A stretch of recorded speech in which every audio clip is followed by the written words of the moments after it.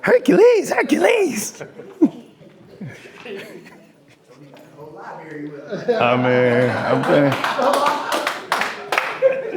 I'm a blessed man. I'm a blessed man. While I'm setting up here briefly, don't let me drink this. I don't know whose that is. While I'm setting up briefly, give yourselves a round of applause. Seriously. I appreciate being invited, but what I truly love, above and beyond this opportunity to talk about my work, is what I've been able to learn from these other authors in this brief segment. Seriously, Cortez, you touched my spirit and you left me with wanting to have a conversation about imposter syndrome. Shameless plug, one of my books, we'll get into that. But it's something that I lived through and we'll talk about. Leon, I'm mad at you. If I ever see you again shrink and not stand in your greatness, same way I've known Leon a few years in my professional capacity, and he always got questions. He always right there. I better never see you shrink like that again. I'm much smaller than you now, so I can't fight, but I'll sue your ass. I don't know, that's all I got. What they say, touch me, I'll sue. And then he still got knocked out. Jerry, they already got a copy of your book. I need to read it, dog. Y'all seriously, SP, my brother, I'm reading his book right now. I've been trying so hard to squeeze it in between things. One of the worst things in the world about being a writer is when you actually enjoy reading. It's so hard to find time to read. Two of my favorite authors are right here. James Lassiter, my special. His book was one of the things that inspired me to stop shrinking and to write my book. Amir Ward, also my special. Shout out to the gentlemen that are alphas, respect my friends. But I am a member of the greatest fraternity, the Omega Psi Phi fraternity,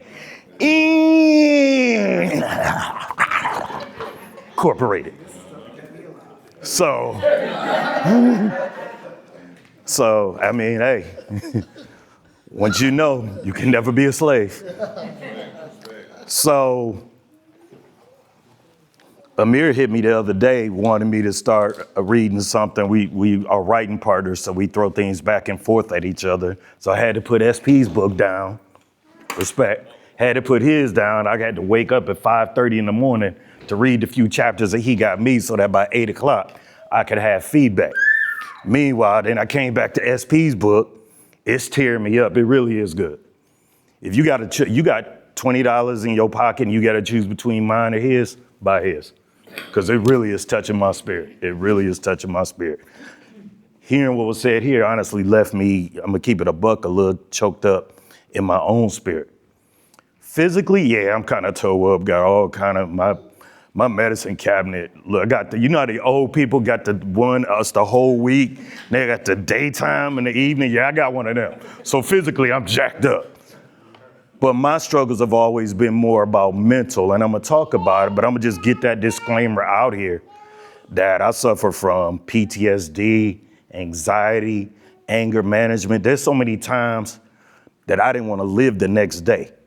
And that was with a bomb life. Now, part of it is, if anybody's familiar with the term epigenetics, that we essentially inherit things from our trauma. So my brother was talking about Brother Naeem Akbar, and I know that talking about our genealogy, our epigenetics, our history dictates where we are and how we move.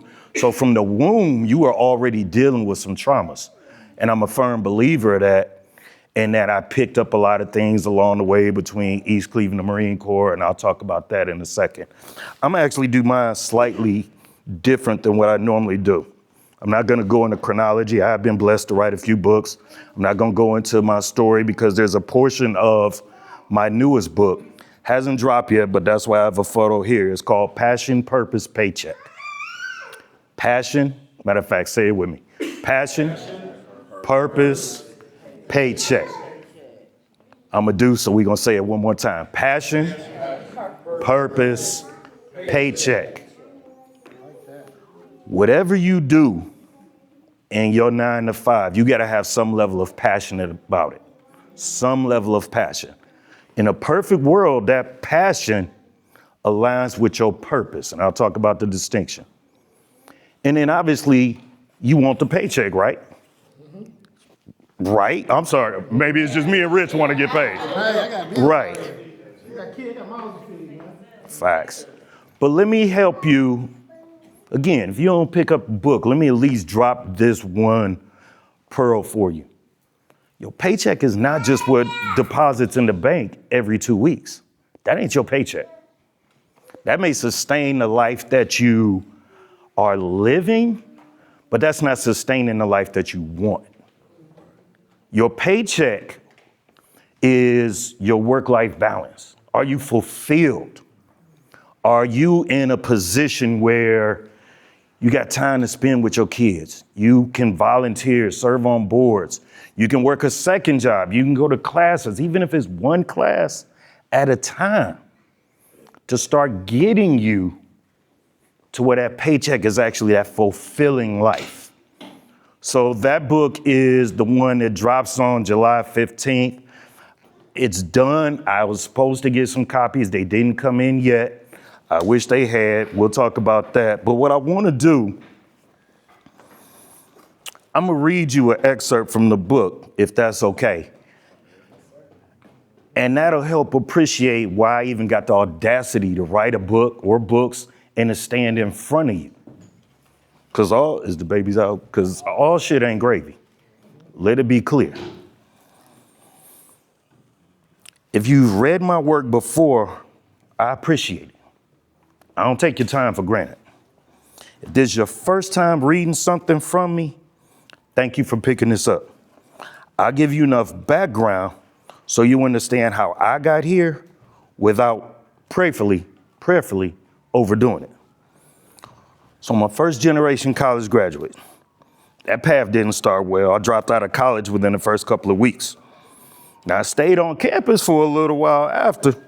I'm sure I'm not the first one that did that, because after all my friends were there, right? So, but academically, I was done. From there, I joined the United States Marine Corps. Marines were invaluable in giving me the structure I needed. It also reshaped how I approach responsibility, work, and discipline. After my 8 years of service, I came back home to Cleveland, Ohio, and essentially started over. There were multiple jobs along the way. Not careers, jobs. They were the type of positions you take because you need income, not because you're thinking about fulfillment or alignment. Now, eventually I found my footing. It took 13 years, but I finished my undergraduate degree. Now, over those next 6 years, I earned my master's degree in public administration and subsequently my law degree. Now,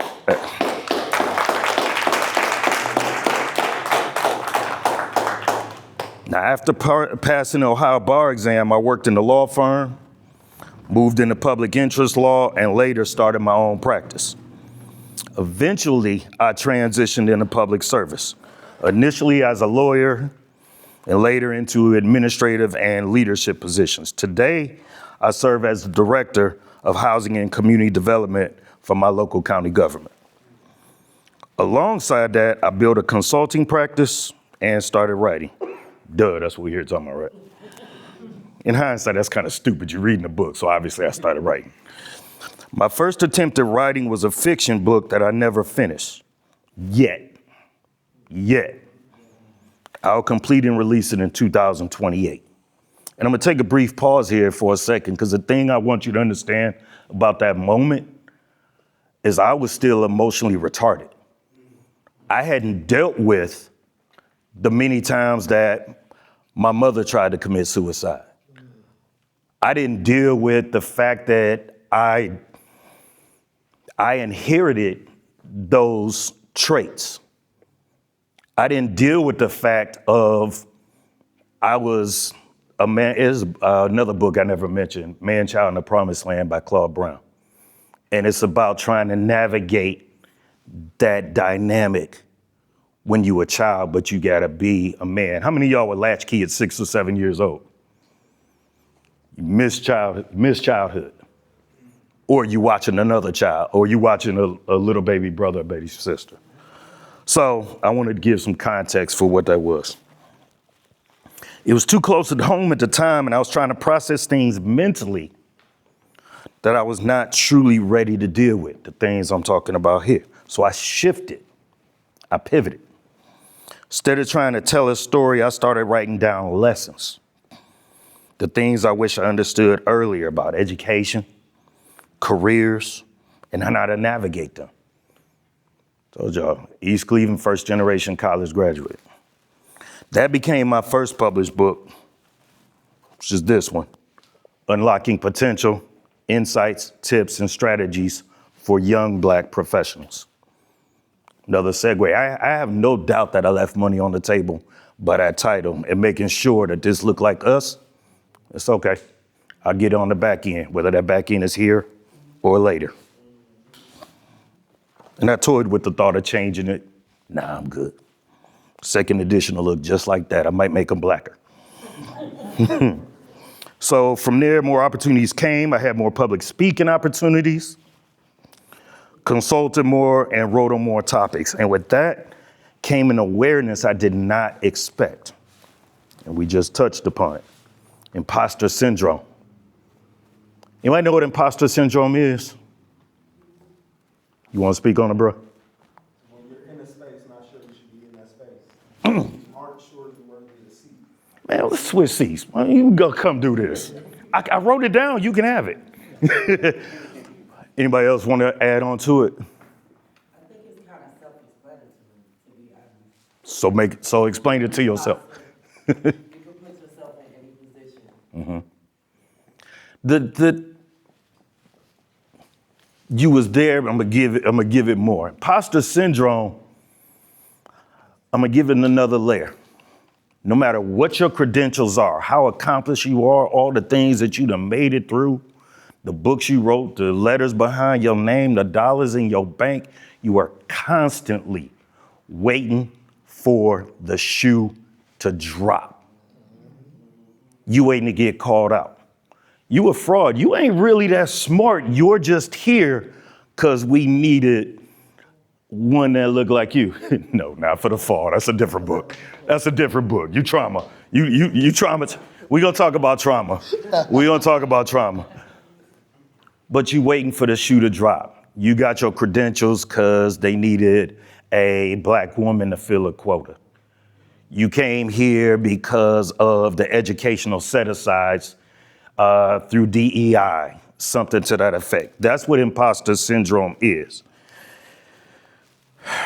Despite the degrees and the experience, there was still that underlying thought in the back of my mind. Who am I to be doing this work? How dare I think I have something of value to say, right? Like, who's gonna listen to me? So those questions led me to explore the topic more deeply, and that exploration led to the second book, Overcoming Imposter Syndrome, You Belong at the Table. And I'm gonna talk briefly about this a little bit more. Through that process of self-discovery, I realized some things that apply to most people. A lot of us are navigating the same internal questions. It don't matter where you come from, what you look like, male, female, socioeconomic status, black, white, Hispanic, Indian, whatever. It still comes back to who am I and what do I want to do with my life? And I'll add to it, it's not written here, but what's in my way from accomplishing that and why am I allowing it to? Anybody ever had that thought in their mind? Absolutely. I think the higher you want to go to, the more you hear that. Because we don't come from communities where you're promoted, your greatness is promoted. It's like, oh, you think you all that? Oh, you know what I mean? So I think, yeah, that's It's called Crabs in a Barrel. First time I ever heard that, it was a movie, Lawrence Fishburne, Blair Underwood, Sean Connery. And they explained it, crabs in a barrel. That if you ever watch Crabs in a Barrel, try to get out, they claw you right back down. But here's the irony of it. I ain't even talking about what somebody else says to you. I'm talking about what you say to yourself. Self-sabotage. I heard somebody say it. So we just didn't always have the language for it. So that realization is what led to this framework, meaning passion, purpose, paycheck. So for most of my life, I was not thinking about passion. I wasn't thinking about purpose or alignment. I was thinking about my responsibilities. I'm 53. Who's somewhere in that same age group as me? If you're bold enough to say it. Somewhere. That's fine. That's fine. But I think we all got a universal experience at that time. We had a mother and or father that wasn't worried about being happy. They didn't care about your happiness. They didn't care because they didn't care about their happiness. You got, especially, no disrespect to the females, but the narrative that I know as a man, boy, you got responsibilities. You got bills. You ain't gonna go chase after that girl. You gonna do this, that, and the other. I don't talk about it here, but when I left the Marine Corps, my father told me that I had made the dumbest mistake of my life. It was only once and only once before he died. And at this point, living in Shaker, lawyer, doing decent for myself, that he said he was wrong and he was proud of me. That's once, maybe a year or two before he died. So again, had bills to pay, bodies to clothe, mouths to feed. That's how he raised me, and that's how I was going to continue my life and raise my children. My mother didn't have the luxury of figuring out what she wanted her life to look like. Once she had me, the focus was, again, survival, providing, holding things together. So that perspective stayed with me, but by God's grace, at some point, I realized that I respected that approach, but I wanted more from my life, more than just taking care of responsibilities. I wanted to feel like what I did mattered. So I wrote this book to examine that tension. And as of this writing, it's 2026, again, 53 years old, last year, 2025, is bittersweet that it was actually the most fulfilling year of my life. Until this one, because I'm gonna claim it. Until this. I have finally aligned my passion, my purpose, and my paycheck, my home life, work, income, spirituality, volunteerism, and peace of mind. We're aligning. So I don't want you to have to wait for that experience for you to feel aligned.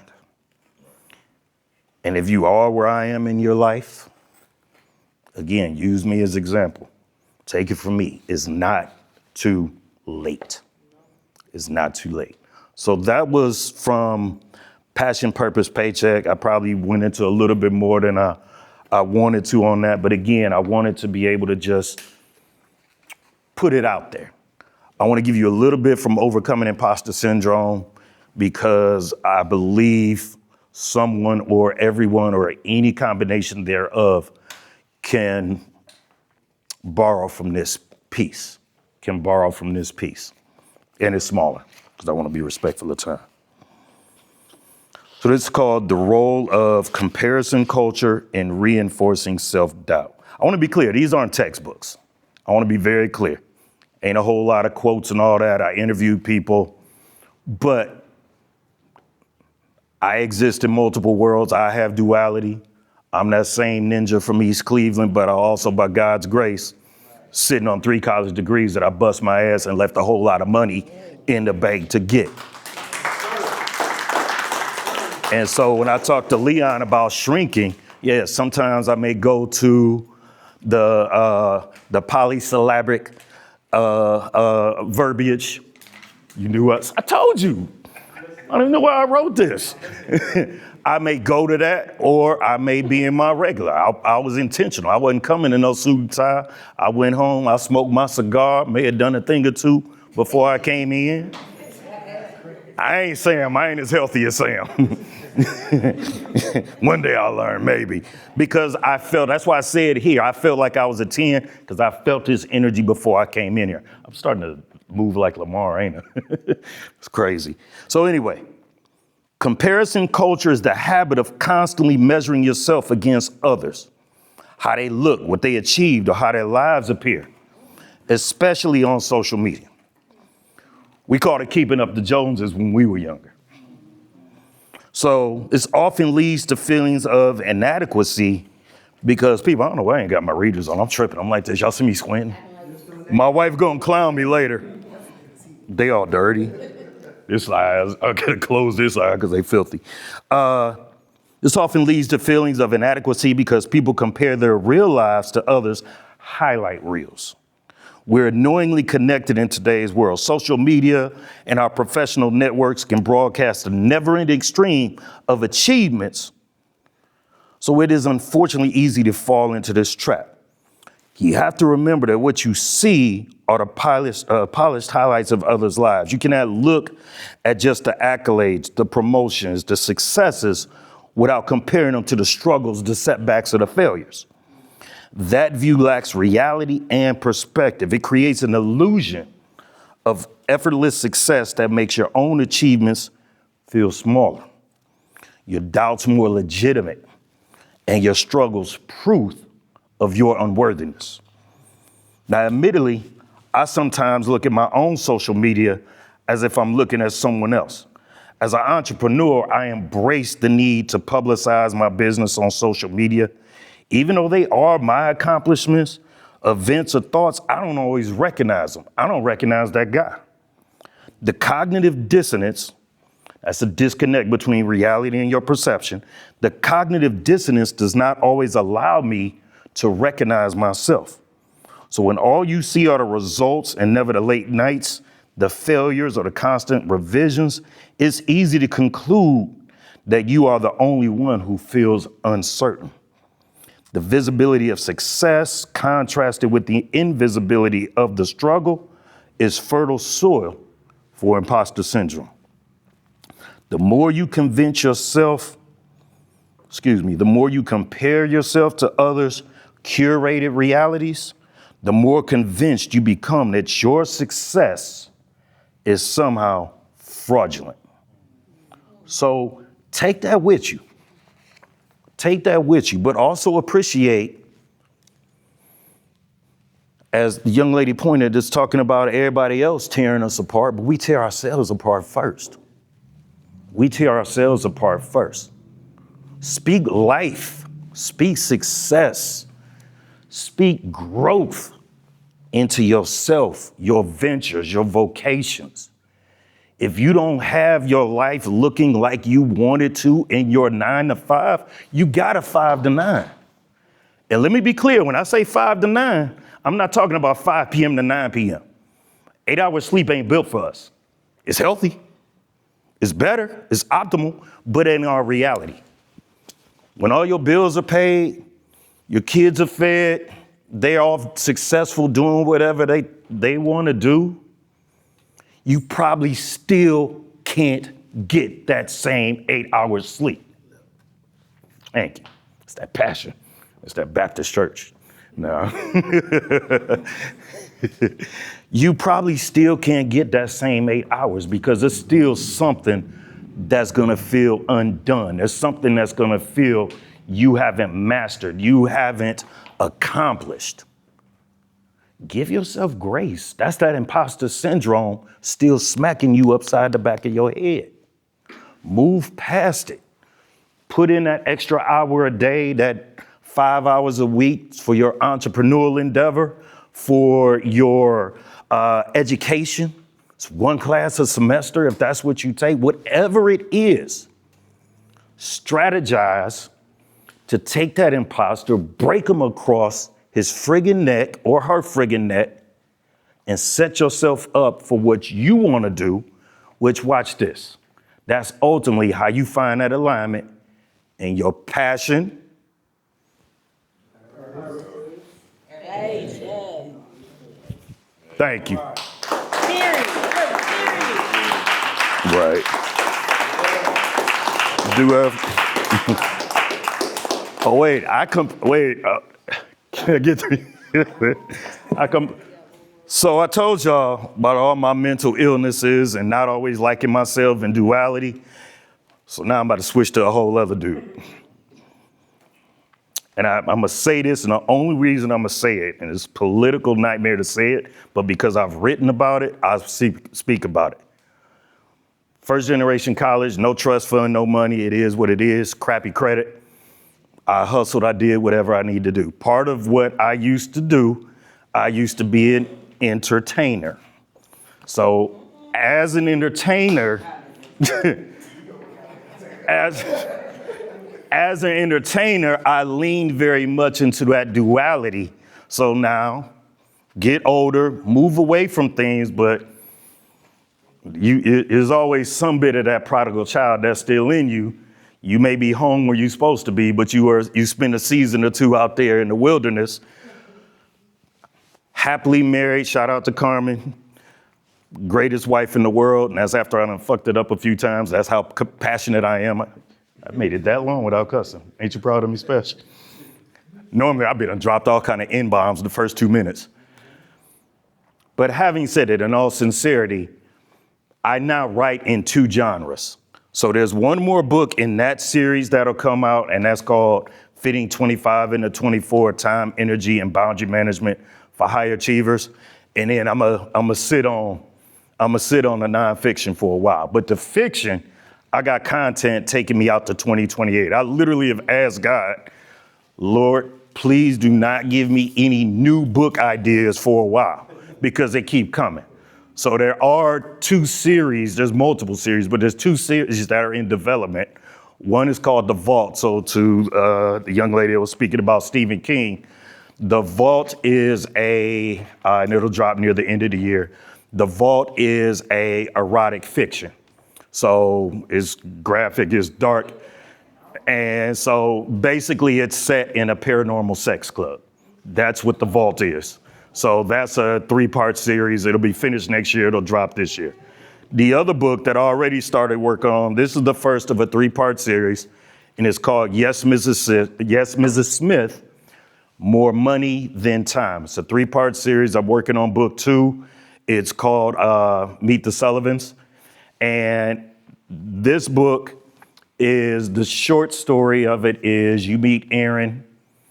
Aaron is a Wall Street executive and a professor when you first meet him, but he tells his story of how he first got introduced into the lifestyle and being a extremely high-paid escort. And that happened when he participated in a charity auction in his senior year of college. So to the extent we were talking about graphic nature, I'm not talking to you men, don't buy it. Unless your wife reads it, then or your significant other, then you hand it off to them. I'm not talking to y'all. So that's part of the duality. I'm having fun with these. Honestly, I'm having fun. I'm taking a few weeks off writing because I've been nonstop. And then when I come back, I'm gonna jump back into The Vault. So The Vault and Fitting 25 into 24 will both drop in quarter 3 and 4. So thank you.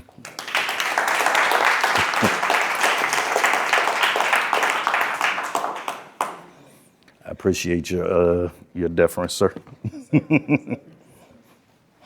right, so I was gonna go with questions, but to be mindful of everybody's time, it's close to 8:30. I want y'all to feel free to tap in with the office, network, books back there. Let's give them all one more round.